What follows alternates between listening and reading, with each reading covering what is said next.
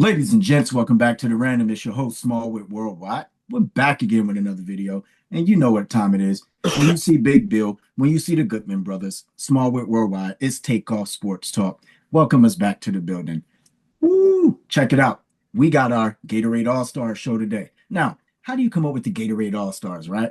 You hear everybody today is a talking head, people who played, maybe they didn't play, maybe they were a Gatorade All-Star, maybe for better, maybe for worse. We're going to take a look today and talk about it. So, first topic of the day, top five backup quarterbacks of all time. Again, not the starters, but the backups, i.e., the guy that when Montana was coming off the field, here's a little sip of Gatorade for you to keep it going. We're going to kick it off with G. Who you got? Give us your five, your four, and your three.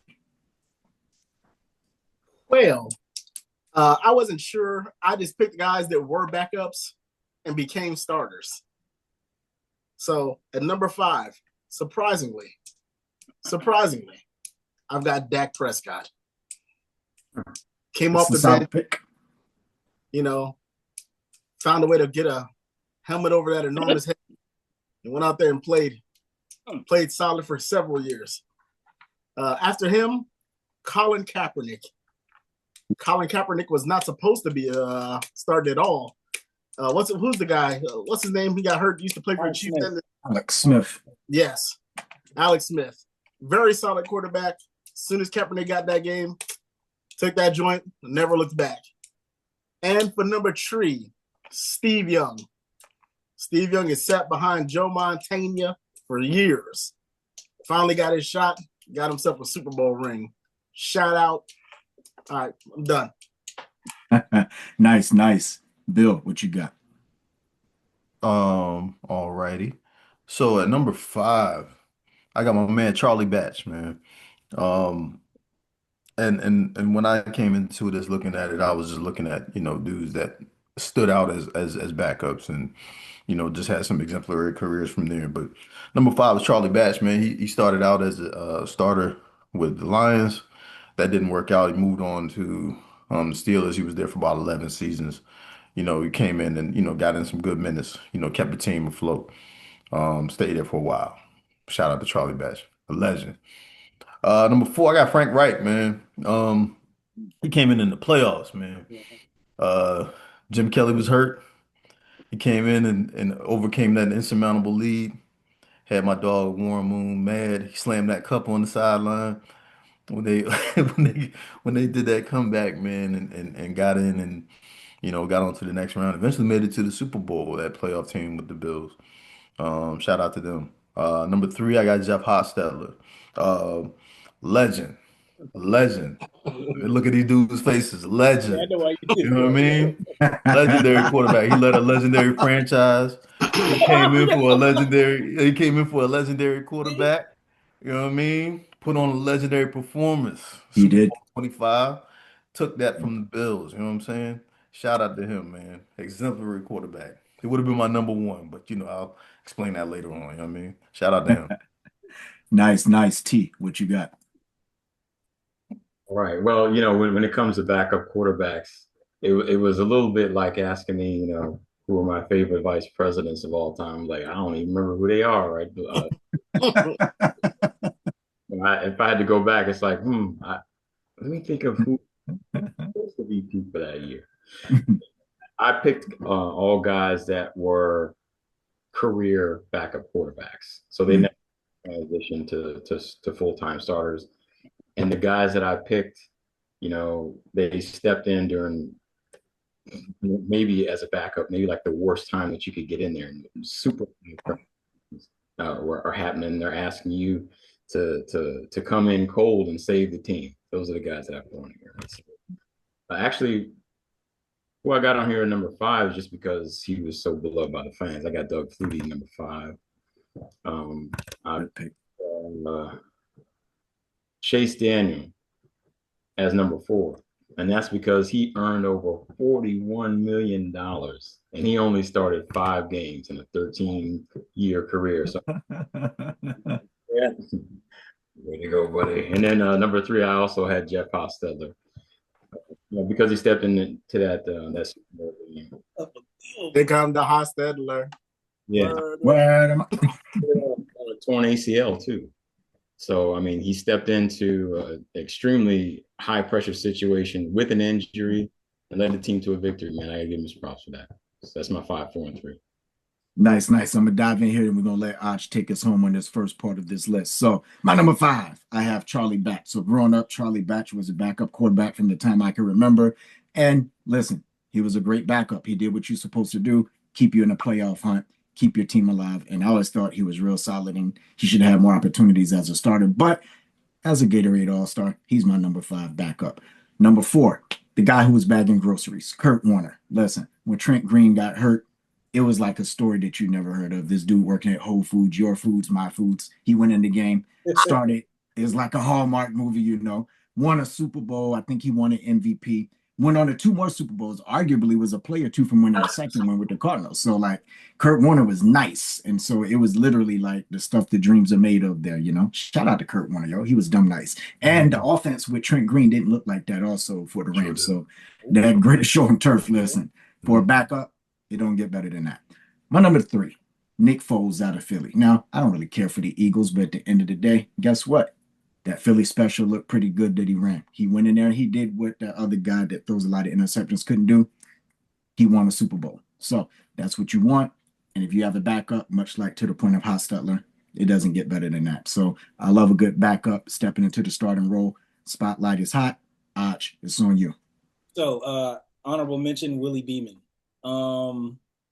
Cold. Yeah, Willie Beeman was my honorable. This is the Willie Beeman Awards, as far as I'm concerned. So inflect your checks with metrics. That's right. You know what I'm saying? Just Anyway, so the way that I looked at it was people who I associate with them being backup quarterbacks. Even if they started. You barely knew it. You forgot that they started, kind of thing. You only associated them with coming in and saving the day. And my number 5 is Tavarius Jackson of the Seattle Seahawks. Now, a lot of people would be like, that's kind of weird. But if you look at his career, he actually went like 500 as a backup, that's what you're supposed to do. That's pretty high praise. My number 4 is playing currently right now, and that's Jacoby Brissett. Jacoby Brissett, let me tell y'all something, man. You know what? I'm not even going to get into it. Jacoby Brissett is my number 4. He's one of the best backups around, man. Easy money. My number 3 is Nick Foles, and it's not just because of the Super Bowl. It's because of all the other times when Mike Vick would get hurt, he would come in. He'd do pretty good. He was solid. He was a solid backup quarterback. I mean, Nick Foles, if you ask him for somebody to come in and keep you in a playoff hunt or keep you in a game, you can only ask for a couple of people, in my opinion, better than Nick Foles. So that's my number 3. Nice. G, give us your number 2. My number 2, A.A. Ron Rodgers. Oh, yeah. That's that man sat on that pond for years watching Brett Favre diva his way up and down that field, throwing bad passes and interceptions. And he got his shot, and he took off and did his thing. Aaron Rodgers, who is now basically Brett Favre, but better looking. Just a diva. But go ahead. Nice. Bill, your number 2. I got Nick Foles at number 2, and the reason being is that he, like we mentioned, like the cast mentioned, he got that Super Bowl win. He took over for that sucker, Carson Wentz, man.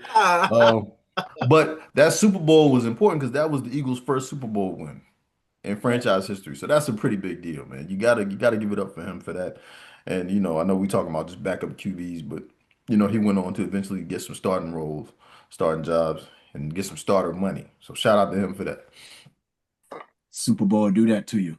T, what you got? On number 2, I got Earl Morrall. So this guy had a 1-year career, and check this out. He filled in for Johnny Unitas, and he actually won the NFL MVP that year. Wow. Really? Oh. So I think it might have been 68 or something like that. And his other, the other thing that I thought was really impressive is that he actually started 11 games for the 72 Dolphins, the ones that went undefeated. Yeah. Wait, he started 11 games with them? He did. But that team's remembered for Brian Greasy, too. It's not even. Wow. Yeah. That's crazy. Because that's when they thought the streak was going to end because Greasy got hurt and dude kept him. Yo, hold on a second. Did he played backup to Johnny Unitas, won MVP, and then when Johnny came back, they were like, well, Johnny was a bad dude. Johnny, you must have been a bad dude. He was. Johnny was the GOAT for a long He time. was, but I'm just saying, like, He think was a about baller. that. If somebody who's backing you up with, I'm sorry, I'm derailing the show. Go ahead, man. I'm sorry. No, that's dope. That's dope. Yeah. So I'll jump in. My number 2, Doug Williams. Now, Doug Williams was a starter. Didn't get another shot in the league because they didn't want to pay him. He was in the USFL for a while. Came back, backed up. I always want to say Ricky Schroeder, but Jay Schroeder. And guess what? Listen, Jay Schroeder got hurt. And then, Doug Williams went out there as a backup and did some Super Bowl things against those Broncos. Listen, 35-point second quarter Super Bowl records that lasted for a lifetime. Dougie Fresh, my number 2. Could have been number 1 easily, but I think he's a starter more than a backup. But again, he was a backup then. Arch, go. Okay, my number 2 is also a current player, which might sound hard to believe, but it's Tyrod the God Taylor. Listen, Tyrod the God Taylor could have started probably on, I would say, for years, probably like 20 of the 32 teams. For years, he could have. But he stayed in Baltimore, played his role. The few times that he has gotten a chance to really be the starter for a team, he's led them to really good records, honestly. He's one of the better quarterbacks in the league, if you ask me. I guess if you went by the best 32, he's probably like 34. Maybe even some years he's 28. Like he's good enough he's good enough to run the team. Matter of fact, he was a guy who broke the Buffalo Bills streak of not getting into the playoffs before they replaced him with Josh Allen. And that was like one of the only 2 years or whatever that he started. So Tyrod the God is one of the best backups ever. VA all day. He can start for the Dolphins right now. Oops. VA legend, man. Real quick on Tyrod, man. Where was he? Where they gave him that injection? San Diego Chargers. They hosed him before the game. They tried to end him. Yeah. VA legend. Shout out to Tyrod, man. Yeah, and I can tell you who can't start for the Dolphins, Tua. Yo, how's Tua looking, Greg? How's Tua looking? I mean, he's looking from the bench. Is how he's looking. That's not how the joke goes. That's not how the joke goes at all. Yo, Greg, you're number 1. Oh, well, nothing makes a young prospect happier than hearing the words, your starting quarterback is Drew Bledsoe. My number 1 is Tom Brady. I've never seen anyone snatch a job and run with it and do so much and show little time. Yeah. Tom Brady is the greatest backup quarterback of all times because he was only a backup for a year and a half. And once he got his opportunity, he never looked back.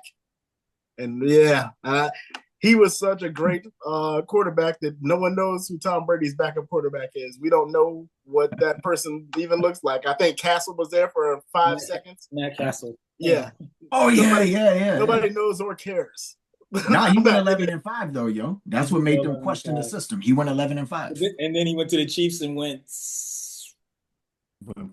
Chiefs. But yeah, and I do have an honorable mention that I should have put on here, and that is and the only reason he wasn't number 5 because I couldn't remember his name, but Slash, what's his name? Oh yeah, Cordell Stewart. That's it. Damn it, Cordell Stewart. Yeah. For some reason, I kept on thinking Cornelius something or other, and I was like, I know it's not Cornelius. Yo, and I was gonna look it up, but I was just like, no, let me play this. I know Google exists, but I'm old. I like to go by memory, and my memory failed me. So yeah, that's my honorable mention. Nice. Bill, you're number 1. So for my number 1, I've got Steve Young as my number 1. Because he was backing up Joe Montana for a while. He came in, Joe Montana cooked that arm. Steve Young came in. He that was his team from there moving forward. He went and he went and got that ring. He took over, man. Like he said, get that monkey off my back. That got that monkey off his back. No racism, but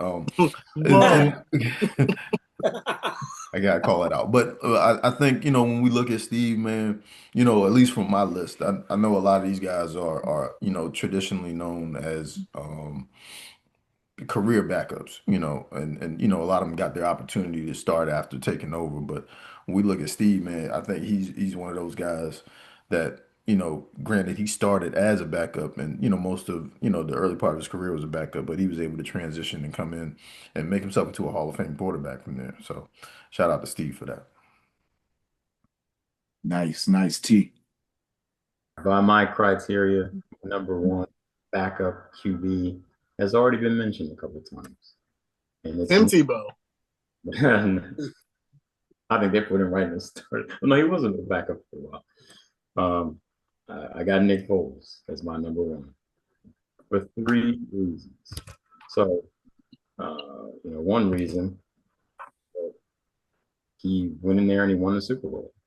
2, not only did he win, he was Super Bowl MVP for, the franchise that had never won one before that.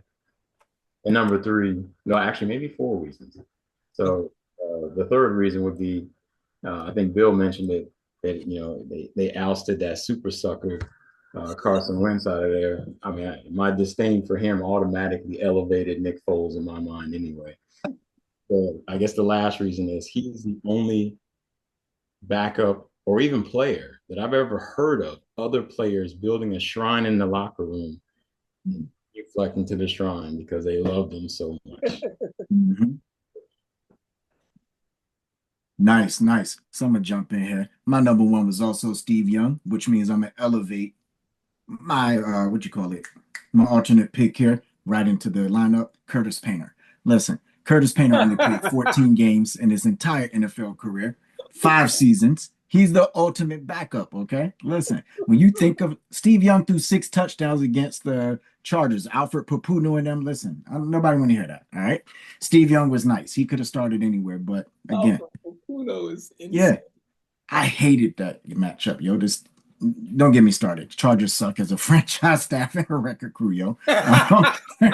So Curtis Painter came in, and when he got to play when Peyton Manning got hurt, you got to see why he was actually a backup, man. It was literally like the Mr. Bean music put into motion in the life. And so I was like, yo, this dude made it to the NFL. He's in the league. Where's the Benny Hill music, yo? I said he's making sure that Peyton keeps his job. This is what it is, yo. He didn't know how to do a handoff. He was falling over his own feet. I was like, yo, you're number one, yo. You are a true Gatorade All-Star. Shout out to Curtis Painter, yo. Making sure that he kept his job. How could you? You know what, man? Just for that, go Chargers, go. You know what I mean? All right. My number one has been mentioned, actually. They were mentioned a while ago. And this is the guy who I associate. When I associate a confident backup quarterback, there's really only one, Uncle Charlie. Charlie Batch is the quintessential backup quarterback. What's that stupid quote I heard? I used to hear all the time. He's like that running back. He's like, if you need 2 yards, I can get you 3. But if you need 5 yards, I can get you 3. That's Charlie Batch in a nutshell. And that's my guy. And everybody knows and loves Charlie Batch. That's what I'm talking about. He is the best. He is to me the epitome. They should rename if they had an award for best backup, it would be the Charlie Batch Award, in my opinion. So Charlie has to be. Yeah, Charlie Batch is that guy. Awesome. And he was dope. Listen, this list was great and diverse. I love it. Shout out to all the backup QBs, yo. You need them. Now, you're only one play away. Stay preparing. And at all costs, do what Curtis Painter did. Make sure your starter still has a job. Anyways, let's pivot topics here. Unbelievable slander. Unbelievable slander. Oh, man. So some of our Gatorade All-Stars, as you know, they have a little bit of potential, much like Greg mentioned with Tom Brady, right? But we don't want to go that far. We want to talk about folks who have like underappreciated legacies. Any sport. Pick a sport. T, we're going to start with you. Give us your number 3 out of your top 3 athletes with the most underrated legacies. So my number 3, number 3 would be the one with the least, most. On your list, yes, the one with the least most versus your number 1, which is the one you're going to defend the most. Yes. David Robinson. Ooh. The Admiral. That's who I got. I mean, this guy was 2-0. He has a 2-0 finals record. He led the league in scoring 1 year and rebounding in 1 year and blocks in another year. And he was like one of the few players in NBA history to get, a quadruple double. He got an MVP, Defensive Player of the Year, 4-time All-Star, not 4-time All-Star, 4-time All-NBA first team. He was like a 10-time All-Star or something like that, 8-time All-Defense team. And because of Excuse me. When he got hurt, his counterpart Tim Duncan came in, who was absolutely phenomenal. And there was a lot of great big men in that era. So I think he just kind of gets swept under the rug a bit. Yeah, I thought he was a really great player. He's a Hall of Famer. But when people talk about great centers, his name doesn't really come up that much. So I think his career is pretty underrated, proportionate to his accomplishments anyway. He's an all-time great too in that. You're right. That's he's a top 10 center, but he don't get mentioned. Admiral's fantastic. He was on the first Dream Team. I mean, that's but he's great. He is underrated. Yup. Arch, what you got? Oh man, peaches and cream. So the first guy that I got is someone who I think people, I think when they're thinking about, especially with the glut of power forwards that have come along in the past few years, they forget all about this dude. It's the man of 1,000 moves, Kevin McHale. Kevin McHale, anybody who played against this dude, they all said, who's the person that you wanted to play the least? And it was like Kevin McHale. Kevin McHale had post work. He had knife work, gun work. The dude was just giving people hell every night. When he got hurt and he was older, he went to the bench and he won 6th Man of the Year. Like he was, Larry Bird was that guy, but Kevin McHale is what enabled Larry Bird to be all of Larry Bird. He was hell on wheels, and he was, I guess, in a way, like part of, I guess, one of the original big threes in the league. So Kevin McHale doesn't get nearly enough credit with the glut of power forwards. There's a lot of people who, I guess, depending on how you look at it, pass him, but you know, he revolutionized that position and the post position almost by himself with all the moves that he had. He had just the up and unders and all that stuff. That's all Kevin McHale stuff. So Kevin McHale. Nice, Bill. What you got? I got Kawhi Leonard. And the reason being is because when Kawhi's healthy, he's probably top 5 player in the league. That's true. And we've seen that, you know, from his accomplishments and what he's been able to do on the court. I think the problem for him is, of course, staying healthy and, you know, being consistently on the court, which is, you know, something that has been an issue for him throughout his career. But when you look at his accolades, you know, 7-time All Defense, 6-time All NBA, Defensive Player of the Year, you know, 2 championship rings, 2 Finals MVPs. You know, if you just looked at those accomplishments, you know, just on paper, you would say, man, this is probably the best player in the league. But, you know, when you see his Kawhi, you're like, well, you know, and people always have a reason for Kawhi not being one of those people that's mentioned as being one of the better players in the league. So, you know, just looking at his accomplishments, you know, I think he definitely has done enough to be in the Hall of Fame. I think he made the top 75 as well, but I still think he's underrated, which is weird to say. Yeah, that Nice. that knee thing, man. That knee Yeah. Thing, he's been done since then. Nah, what was the dude? Petrulia or something that stepped on. You know, you're not supposed to Yeah, that's infringe on that sucker, man. space. Yeah, he pulled a Sucker. legendary sucker move. I didn't like that at all. Yeah. It was intentional too. That's what made it worse. You know, They was gonna win that series too yeah, until they he sure cooked that were. leg. They were sure down were. 25. Yeah, they was gonna win that series. I Yo, was like, yeah, like his knee is like degraded ever since. Like it's never gonna be good. Is what they said. That's why he gets the rest like that, because they were like, it's never gonna be good. It's just good enough to play, and that's it. And if it's not good enough to play, then that's it. And it's like that's why he never plays hardly, or like that, I should say. nice. I'll jump in here and I'm gonna let G take us home on the topic. So, my number 3. You like me, you love a little bit of track and field. Track doesn't get enough love. Shout out to Michael Johnson, yo. Michael Johnson is the first man, maybe even woman, I think, at that time, 96 Olympics, to win the 200 and the 400 gold at the same games, which is notoriously hard to do in any era. You know, you hear track and field. What happened? Oh, I thought somebody said something. My bad. You know, you hear about Usain Bolt, you hear about all these other folks, Addo Bowden, I mean, Carl Lewis. I always feel like Michael Johnson's impact was looked over. And just as a performer alone, with the exception of one run that was not like an official Olympic run, the man is a legend. And he kind of stamped it. He called his shot. And then I think he also went on to win 4x1 gold in that same Olympics. So again, top tier athlete, incredible legacy, and showed up at pretty much every time you could ever ask an athlete to do, especially in track and field where it's you versus a time. Number 3. Man had gold cleats. Donovan Bailey said different. Donovan Bailey said different. No, shout out to Michael I was Johnson. trying not to do that to him. Yeah. He a legend for sure, man. Shout out to Michael Johnson.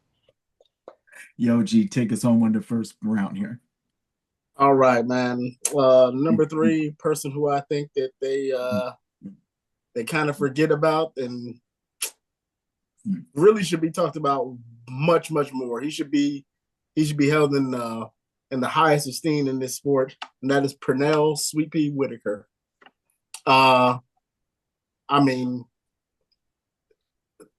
pound for pound, with all the skill, he's one of the most dangerous combinations of fighters I've ever seen in my life.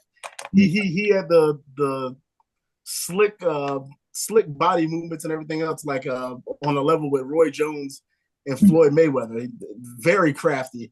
And he had just enough power to put you to sleep. He was one of the most underrated fighters I've ever seen in my life. I mean, he just his level of skill alone. I don't think that there's any person out there. I'll put it to you like this: if Pernell Whitaker loses a fight, it's never he's never going to get whipped. Like, there's nobody in boxing history that can whip Pernell Whitaker. There's a couple of guys that might be able to beat him, but no one would ever whip him. Whatever fight he's in, whoever it is, it's a close fight at best. It's a close fight, or he's whipping your ass. It's one or the other. So Pernell, he's just very, very, he's forgotten, and I don't know how it happened. Even in his heyday, he didn't get the respect that he deserved. There was a lot of people giving Oscar De La Hoya more props. Not to say that De La Hoya didn't deserve them, Right. But Sweet Pea was right up there with him. And then when they fought, honestly, Sweet Pea, I felt like he got robbed. So. Oh yeah, in that fight easily. Yeah, I felt like the man got robbed. But he's one of the guys where he definitely should be looked at in higher esteem in the boxing community. I know boxing purists put him up there. I'm talking about by casuals. He's great. Facts. T, number 2.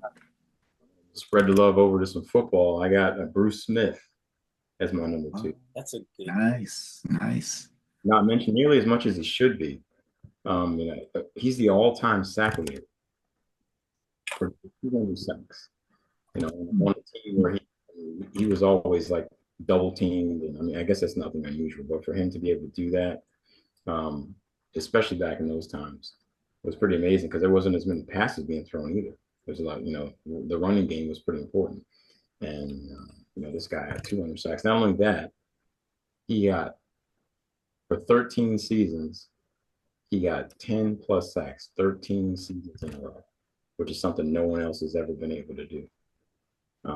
And then lastly, I mean, he had 4 Super Bowl showings. I mean, unfortunately, they all ended in, I'll just say losses. They didn't really have any,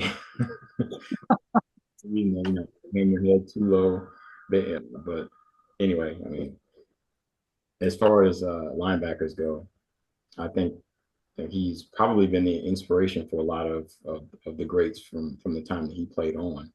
But he doesn't really get mentioned that much when people are talking about the greatest linebacker in history. So he's number 2 for me. Nice. Bill, what you got? Real quick, let me shout out all these Virginia legends. That's what I was about to say. I'm so glad to hear that my home state is getting recognized in such a way, man. Shout out to all of them. But and shout out to Bruce Smith for getting the Washington football team for all that money, man. That was legendary right there. But greatest scam ever. Yeah, legendary. But, my number 2, man, I got Russell Westbrook, man. I think this is gonna be weird because if you watch Russell Westbrook, you understand why, folks is like, ah, man, I don't want him on the team. But then you look at his accomplishments, and you like, well, wait a minute, man, this guy is really, really put on. He really put up some numbers in the NBA, man. Just his triple double streaks. I think he had maybe 3 or 4 seasons straight where he averaged a triple double. Um, he's an all-time career leader in triple doubles, which I think is a interesting accomplishment. He got that MVP. Um, when we talk about athleticism for a guard or for a player altogether, I think he's up there. I can make a case for him being the most athletic player in the NBA. Arguably, I'll make that case. But when we look at that and all of the things about him, just being the great teammate, the consummate professional, and his accomplishments on the court and off the court, I think that when we look at legacies and careers and what people think of players, um, I, I'm not sure if Westbrook and all of his accomplishments are going to get remembered the way that they should. But I think he's put up some awe-inspiring stats, on the court and off. And so shout out to him. Nice, nice. That's a good one. That's a good one. I'm gonna jump in. I'm gonna take it to another sport here before I finish with one of my favorites, right? So my number two is Bianca Belair, aka Binky the Beast. In wrestling, where a sport where they see you today in the bright lights, they forget you tomorrow when you're injured. She has the longest title reign in women's history of over 420 days. She was discovered by the strong man Mark Henry doing flips at a event where you lift weights where people normally take breaks. And if you know what I'm talking about, we're talking about CrossFit. But guess what? She's full of energy. She makes her own costumes. She puts over new wrestlers constantly and does that in a way that's selfless, even when booed in front of fans. So that's my number two. And her career is not done, by the way. She's been out for almost a year with a finger injury, but a really, really underrated career. And when it's all said and done, I hope they remember all the little things that she's done to help put the business in a better place to bring folks like me to want to watch. So there you go. That's my number two. Arch, what you got? Yeah. So speaking of women's sports, there's been an explosion in women's basketball, and there's a lot of people talking about goats and this and goats of that. But if you were around for this person, then you understand why they're seen as overrated. And that's Cheryl Miller. Cheryl Miller is quite simply the greatest women's basketball player that's probably ever walked this earth. I understand that people have their Diana Taurasi's, some people have Rebecca Lobo, some people had Lisa Leslie, Cynthia Cooper, blah, blah, blah, blah. You can go down the list. None of these people, to me, excluding the Saint Don Staley, exclude her, can hold a candle to Cheryl Miller.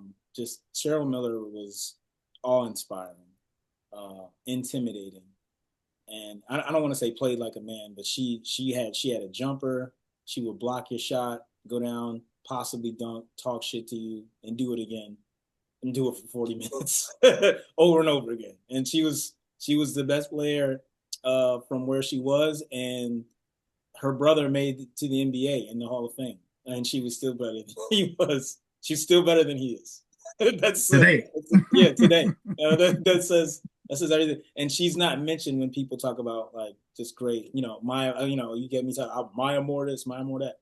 Cheryl Miller, underrated. Just yeah.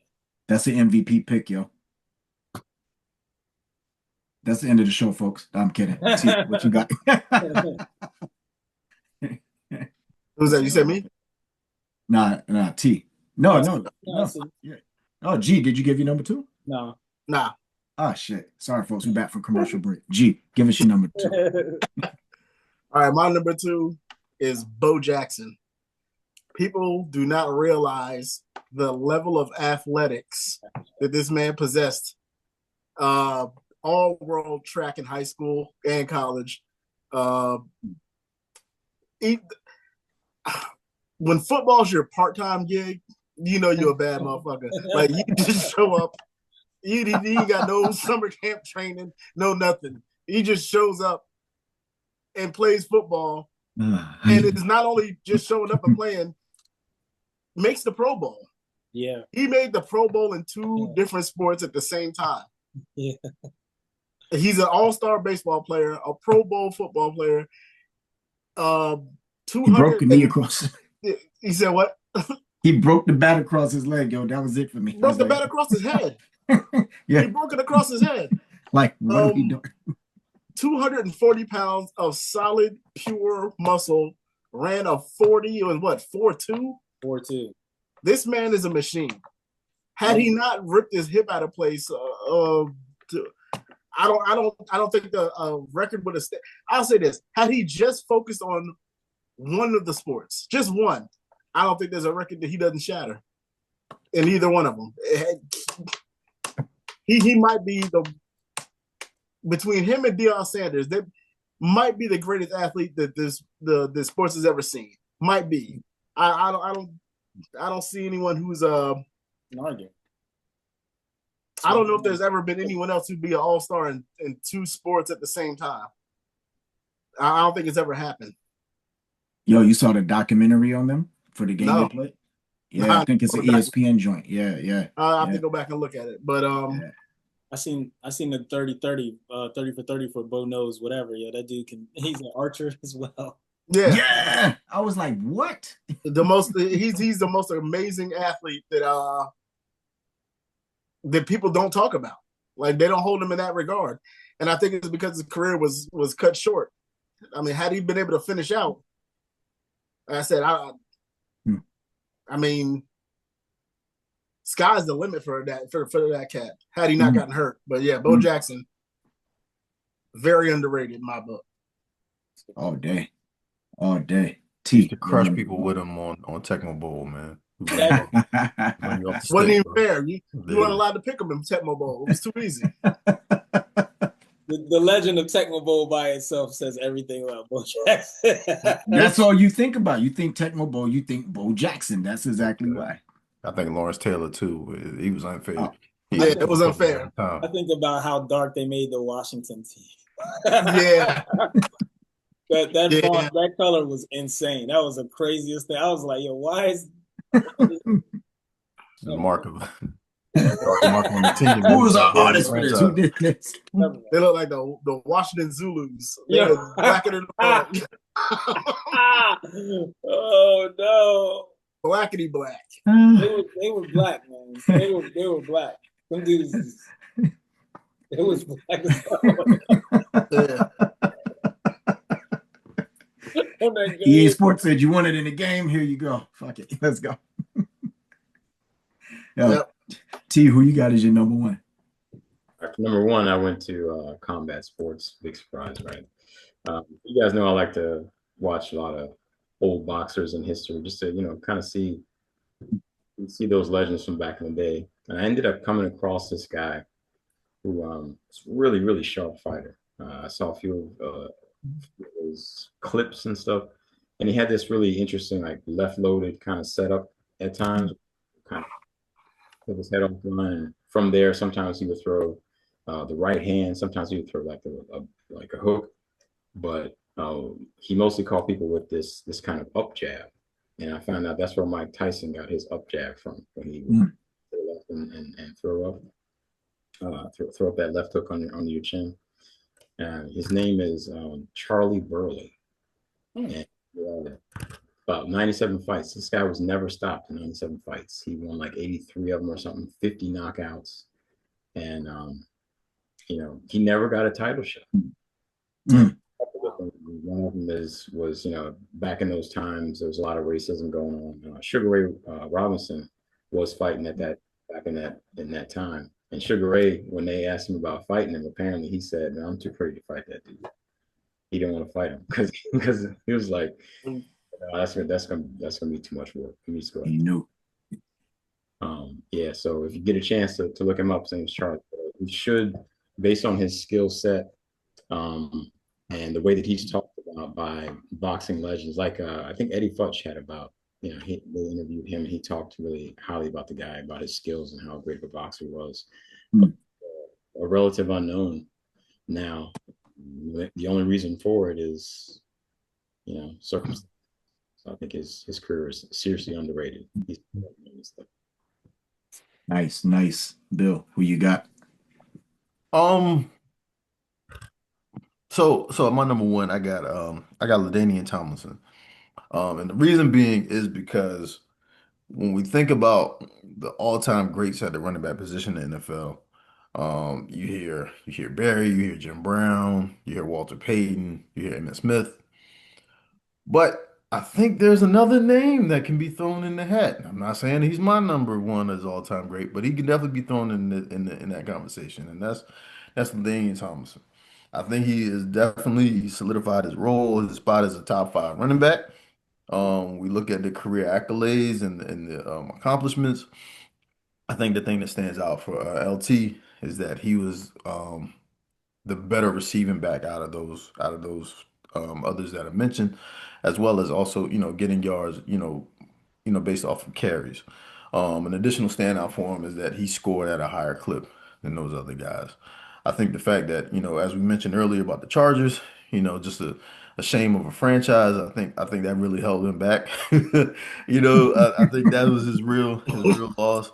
You know what I mean? I think that's the real Talk about black mark on his Phillip career. Rivers like that. Don't dog my boy. He's back in the building. Go Chargers, Listen, go. they went full Clippers in that title game, yo, in the AFC title game, yo. They should have won that, man. Was And it that the one wasn't against? LT's fault. That's the one against the Patriots, right? Yep. Yeah, that was Yep. crazy. Don't get me started, brother. Don't get me started, brother. But Yeah. yeah, I think when we talk about those folks with underrated legacies, I think we got to include LT. Rest in peace, Marty Schottenheimer, man. But he even admitted he was wasting his career. He admitted that in the press conference, and then when the interview, he's like, "Man, I hate that I'm wasting this guy's career here playing for this franchise." So I mean, look, By man, Marty, and that was Marty Schottenheimer's last time coaching the Chargers. That's how that story ended. but they would be like 12-4, 13-3, Oh, and they then had a hell lose, They were and then 14-2 lose that year when they poorly. lost to the Patriots. They were 14-2. Yeah, man. I'm like, oh, they definitely got this one. Yeah. I think that's the game. Was that the game Phillip Rivers hurt his knee, or he was Mhm. Tore or his he was already ACL and hurt going still into it? played, yo. Yeah, That was yeah, tough man yeah. stuff, man. That's Marty's fault too. Let's run with that. That's Marty's fault too. But Yep. shout out to him. Tough man stuff. Nice. Arch, what you got? So, I mean, like, again, I loved it when you mentioned track and field, and I was like really worried. But the athlete that I always associate with always getting overlooked the most is Jackie Joyner-Kersee. Mm-hmm. Jackie Joyner-Kersee, quite simply, was from the Olympic standpoint, because I believe she was like a decathlon type athlete, like the one that does several events. She might have been the greatest athlete in the world. Period. Both men and women. She won it. I feel like she won that once or twice, and like did the long jump and something like it, did another thing. And yeah, Jackie Joyner-Kersee used to be everything. Like when I was younger, like maybe like what, middle school age, elementary school age.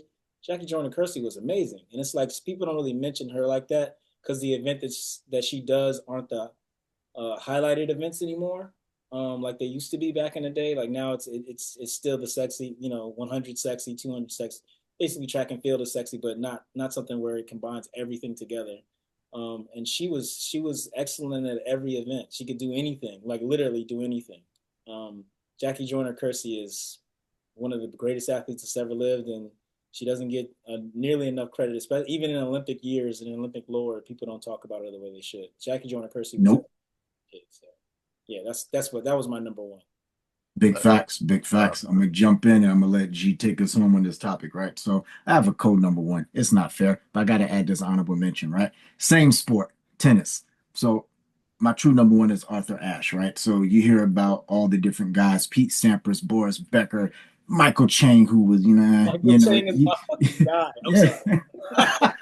That's my guy. Yeah, man. but all of them, Michael right? Chang was awesome. Okay, I know, but like Arthur Ashe, the first black guy to win U.S. Open, Australian Open, Wimbledon. Okay, 3 Grand Slams. Also, he won over 800 singles wins. All right, over 300 doubles wins. He was a trendsetter in history. Yet you don't hear much about him. The code number one to me, you hear about his sister a lot, but you don't hear about her. Venus Williams. Venus Williams has almost 75% winning percentage. She has well over 800 matches, and that includes a significant amount in her late 30s and now early 40s or whatever. Like, she's phenomenal. She doesn't have all the Grand Slams that Serena has, but I think she has like 7 or 8 of them. But listen, she's a champion. They're both trailblazers. They made history, and that's with the wind against their face. You know what I'm talking about at home, folks. So we're gonna move on to Greg. Shout out to my number ones. Yeah, several number ones, but I've only got one number one, and that there is Sugar Ray Robinson. People oftentimes talk about the GOATs and the greatest fighters of all time. You hear a lot, well, everyone says Muhammad Ali. You hear a lot of Floyd Mayweather. Now you're even hearing Terrence Crawford thrown in the mix. Some people even like to throw up Roy Jones and Sugar Ray, but none of these cats, realistically, is as bad as Sugar Ray Robinson. Sugar Ray Robinson was an ass whipping machine. Right? That man was a problem.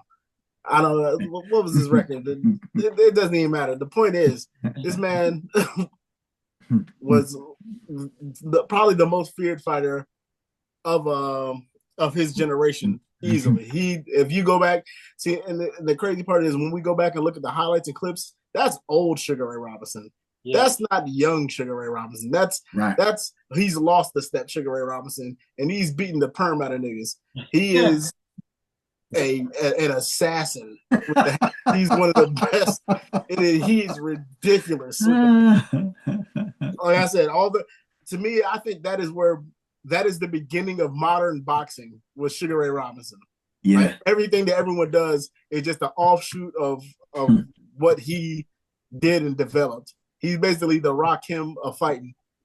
Like there's before him and then after him, and everything after him is just is an offshoot of him. So the most underrated athlete, I think, in the world. No one gives that guy the respect that he deserves. Sugar Ray Robinson he's elite. Like I said, I don't know if you could ever put him at the greatest because of things that Ali did in and outside the ring. But we're just talking about just straight ring talk. Sugar Ray Robinson is the GOAT. Best to ever do it. And nobody ever talks about it. And that's my take. Love it. Love it. That's my take, y'all. That's my take. Listen, shout out to all these picks. It's incredible, right? Who are the underrated athletes that you got? Before you like this video and subscribe to the channel, hit us up in the comments. And with that said, we're going to take you home with some PEDS, right? You know what PEDS are, performance-enhancing drugs, right? Listen, you've seen it. I've seen it. Well, maybe you haven't seen it. Maybe you should see it. Check this out. Marianne Jones, winner, right? Lance Armstrong, winner. What did they have in common? Listen, a little extra juice to get you going or to get you over the finish line. So what we want to do is, who's an athlete, if they use performance-enhancing drugs, which I do predict at some point, much like gambling, is going to become legalized, who do you think would take that extra juice that take them to the next level? Let's go, eeny, meeny, miny. Yo, Bill, who you got? Oh man. So I went back and forth on this one, man. But I wanted to kind of focus on the track and field area with this one. And I think it's weird. And I picked Justin Gatlin, and I said that because now it's funny because he did have a test that popped hot, right? And so we look at that, and he's like, well, I think he might have allegedly he might have ascended to the next level because of the PEDs, right? But when we look at his accomplishments and what he was able to do when he was going against Usain Bolt and some of those runners from Jamaica, it was a long streak where Team USA didn't get any wins against Usain Bolt. I'd say maybe about 8 years. In the international competitions where it was just running and that was it. You know what I mean? Like, who's running? They were literally running for second.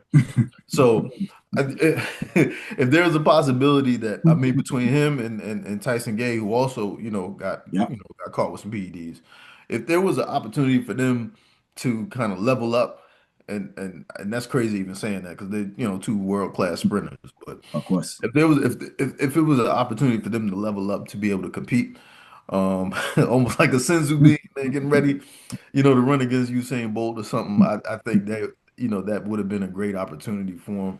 And I think people know who Justin Gatlin is, but I think he would be a little bit more world renowned if he was able to steal some of those international meets from Usain Bolt. So that's what I'm gonna go with, Justin Gatlin.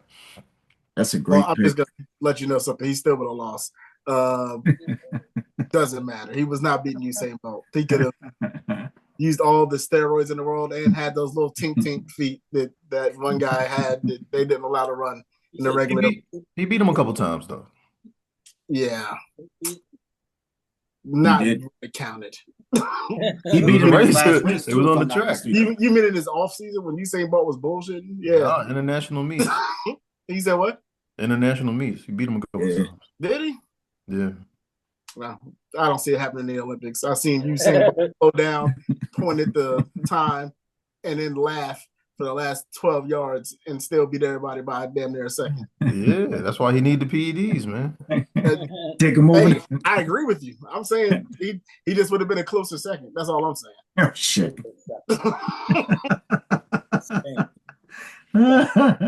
Yo. All right. T, who you got?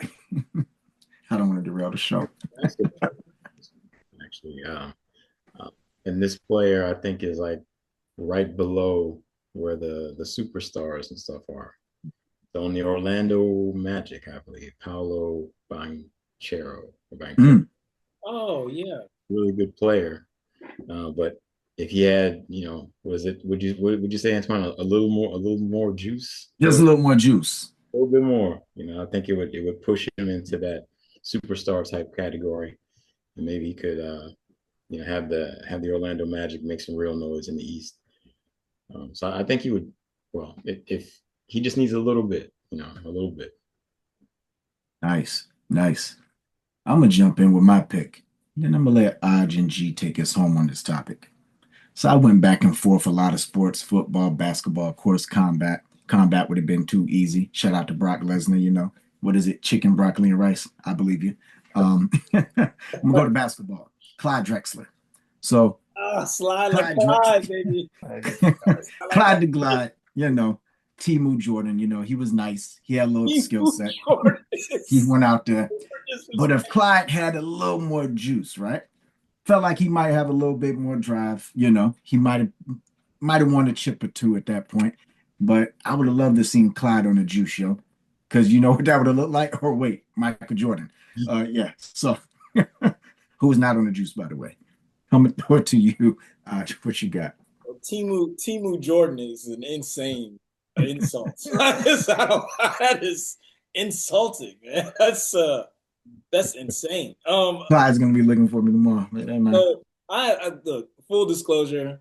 Anybody who knows me knows that basketball is my favorite sport. I like that when they dribble up and down the court, So when this guy came out of his mouth, in spite of being a VA dude, talking crazy about these guys aren't world champions. I'm a world champion. Even with that, I think the person who would benefit the most from PEDs is Noah Lyles, because Noah Lyles everybody knows if you're a great sprinter, and the events that he runs are the sexy, like we were talking about earlier with track and field, are the sexy events of track and field. He somehow won that gold medal in the 100, but then he came up with COVID on his wife's sport. You know what I mean? His mistress sport he won, but his wife's sport came up with COVID and still got a bronze medal. As much as I go against the youngin, he's still good, right? He's still really fast. But if he just had a little bit of a boost, he could double gold out in those events, and that would put him on a Wheaties box like immediately. Like he become a legend in the United States forever. And despite my personal feelings about it, we win. If he wins, we win. So Noah Lyles. Noah Lyles is the one who needs to be on these drugs, and that's what I say from the streets whence I come from, sucker. Noah Lyles, another VA legend. Shout out to him, man. Shout out to him, man. Noah Lyles is a world-class gump. And a legend. And a legend. Shout out to him. Yo, G, take us home on the topic, man. All right, man. I don't quite remember the dude's name, but he was a high school prospect, and he was supposed to be the man. And then a 15-year-old LeBron James embarrassed the hell out of him. Oh, Lenny Cook. Yeah.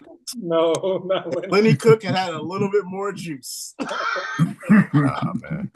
Lenny Cook Yo. just Nah, bro. Just a couple of syringes and burnt spoons in his back pocket. Nah. Just a little bit more juice. Lenny Cook could have at least played at a JUCO. Like at the very least. He could have played somewhere. Had he just had a little bit more, little upper. That's something. But yeah, Lenny Cook. I don't even know if Cook's his last name or a description of what happened to that nigga at that camp. That's exactly what But either way. He got sauteed. Yeah. Had he had just a little something to get him over the hump. You know, because LeBron still would have been LeBron. He was 15. He still would have been impressive. Yeah. Hey, he would have been able to stay in the league. Yeah. Maybe a few more years. But Lenny could have went to the draft and got picked up by somebody. Hell, he could have played for the Spurs. Maybe he could have clipped on and kept on clipping. But instead, he's just in a trailer park having struggle parties, drinking 40s and uncooked ribs. Undercooked ribs. That's what it's like. Lenny Cook could have cooked. Damn. You know, who knows? We might have been missing out on the next Penny Hardaway, the next Grant Hill. Who knows what he could have been? Hey, Grant Hill with a little more juice. Nah, nigga. Hey, listen. Yeah, Lenny. It's a shame what happened to Lenny. That's all I'm saying. That's a what if for me. If LeBron had not have broken that man at the tender age of 15, Lenny, how old was Lenny? Like 18, 19? He was going into the draft that year. Yeah, he was going to the draft. 18, one of those. Yeah. Turns out the only draft he could have made is the Army draft. That nigga got destroyed. All right, man. By LeBron James. Hey, come out. Had he had a little bit of juice, though. A little bit of juice. They could have been a Hulk. That's all I'm saying. Could have been a Hulk. That's hilarious. But yeah, that's my guy. That's him. That's nice. the one who needed it. Like I said, I have no proof that this would have panned out, but I know it would have went better than it went. I know that. Maybe. Ain't no maybes about it. he could have been the kid. What's the dude that got cooked by Jordan when he was in high school running his mouth? There's several kids that got cooked by Jordan. Nah, he went to USC. Was that Thunder? Was that Reggie Theus? Nah, not Reggie Theus. No, it wasn't Not Reggie Theus. I was gonna say Michael Finley, but it wasn't Michael Finley. Thunderbolt, Thunder. I know who you're talking about. Thunderbolt or whatever. I do not know this kid's name here, man. It's the one that OJ Mayo. OJ Mayo, yo. That's it, yeah. I thought you said that he played on the Kings. My bad, yo. Yeah, nah. High school joint, yo. Jordan cooked him. He was running his mouth. Yeah. That's who Lenny Cook would have become. Man, Cook couldn't hoop like that though. He wasn't even as good a player as OJ Mayo, man. OJ Mayo's yeah, I agree. Hey, look, man. Even roided up, he wasn't gonna be there, man. Look, you don't know that, sir. Okay, we don't know that. Give that man some roids and give that man a shot. We saw it. Bro. I'm not saying he's gonna be an all-star. I'm saying he could have made the league. That's all I'm saying. I'm not even saying he would have stuck around. He crushed. Yo, he did that shit like it was personal. Yo, I watched that video over and over again. He could have went out like Kwame Brown. He hung out for 10 good years. You know, played a couple games here and there. You know, maybe gotten a little bit of beef with Jordan and Kobe. Who knows? He just smashed the buildings on him. It was diabolical, bro. Damn, man. Had to do it. He had to do it. Yeah, LeBron didn't have to do that, man. LeBron came there with no haircut, nigga. He was hungry. Yep. He had the overgrown braids. Wasn't his Jones braids is overgrown? No, it wasn't braids. It was crazy, it was a mess. He showed up looking like the Scarecrow on the Wiz. That nigga showed up like, you can win. That nigga looked a mess. He looked like he was hungry. That nigga looked like he was ready to get a scholarship that day. And Lenny Cook was like, man, he's just a kid. He came to camp. Boy, you know it. Lenny Cook had grill marks all over his back. LeBron fried that nigga up. Yo. He came to camp without a shape up. You should have known he meant business. You know he means business. That's all I'm gonna say. He looked like he wasn't supposed to be there. He looked like he just walked in off the street. Yep, exactly. LeBron looked rough. He looked like he was there on a mission. Cook that man, yo. And yeah, Cooked hey, everybody. Probably that man that other people watch. so he turned that man Lenny Cook. Lenny Cook was just a description after that was over. That nigga got cooked. Well, as they say in the streets, Miami had the oranges, but Buffalo got the juice. Stay off of it, folks. Take off Sports Talk. See you again sooner than you think. Peace.